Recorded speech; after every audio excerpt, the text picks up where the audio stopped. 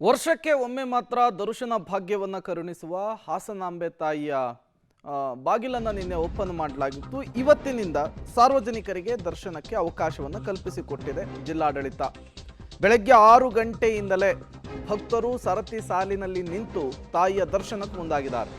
ಮಳೆ ಬರ್ತಾ ಇದೆ, ಅದನ್ನು ಲೆಕ್ಕಿಸದೆ ಸಹಸ್ರಾರು ಭಕ್ತರು ಸೇರಿದ್ದಾರೆ. ಮೊದಲ ದಿನವೇ ಹಾಸನಾಂಬೆಯ ದರ್ಶನಕ್ಕೆ ಭಕ್ತ ಸಾಗರ ಹರಿದು ಬಂದಿದೆ. 13 ದಿನಗಳ ಕಾಲ ಸಾರ್ವಜನಿಕರ ದರ್ಶನಕ್ಕೆ ಅವಕಾಶವನ್ನು ಕಲ್ಪಿಸಿಕೊಟ್ಟಿರುವಂಥದ್ದು ಜಿಲ್ಲಾಡಳಿತ. ಲಕ್ಷ ಸಂಖ್ಯೆಯಲ್ಲಿ ಜನ ಬರ್ತಾರೆ. ಹತ್ತತ್ರ ಈ ವರ್ಷ 30-35 ಲಕ್ಷ ಜನ ಬರಬಹುದು ಅಂಥೇಳಿ ಜಿಲ್ಲಾಡಳಿತ ಅಂದಾಜು ಮಾಡಿದೆ.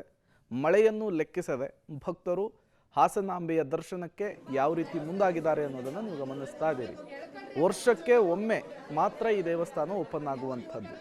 ನಿನ್ನೆ ತಾಯಿಯ ದ್ವಾರವನ್ನು ಓಪನ್ ಮಾಡುವಂತಹ ಕೆಲಸ ಆಗಿದೆ, ಬಾಗಿಲನ್ನು ತೆರೆಯುವಂತಹ ಕೆಲಸ ಆಗಿದೆ. ನಿನ್ನೆ ವಿಶೇಷ ಪೂಜೆಯನ್ನು ಕೂಡ ಸಲ್ಲಿಸಲಾಯಿತು. ಇವತ್ತಿನಿಂದ ಸಾರ್ವಜನಿಕರ ದರ್ಶನಕ್ಕೆ ಅವಕಾಶವನ್ನು ಕಲ್ಪಿಸಿಕೊಡಲಾಗಿದೆ. ಕೇವಲ ರಾಜ್ಯ ಹೊರ ರಾಜ್ಯದಿಂದ ಮಾತ್ರ ಅಲ್ಲ, ಜಗತ್ತಿನ ಮೂಲೆಯಿಂದಲೂ ಕೂಡ ಭಕ್ತರು ಬರ್ತಾರೆ. ಈ ಸಂದರ್ಭದಲ್ಲಿ ತಾಯಿಯಲ್ಲಿ ಪ್ರಾರ್ಥನೆಯನ್ನು ಮಾಡಿದರೆ, ತಾಯಿಗೆ ದರ್ಶನವನ್ನು ಮಾಡಿದರೆ ಇಷ್ಟಾರ್ಥಗಳು ಸಿದ್ಧಿಸುತ್ತೆ, ತಾವು ಅಂದುಕೊಂಡಿದ್ದಾಗುತ್ತೆ ಅನ್ನುವಂತಹ ನಂಬಿಕೆ ಭಕ್ತರಲ್ಲಿರುವಂಥದ್ದು.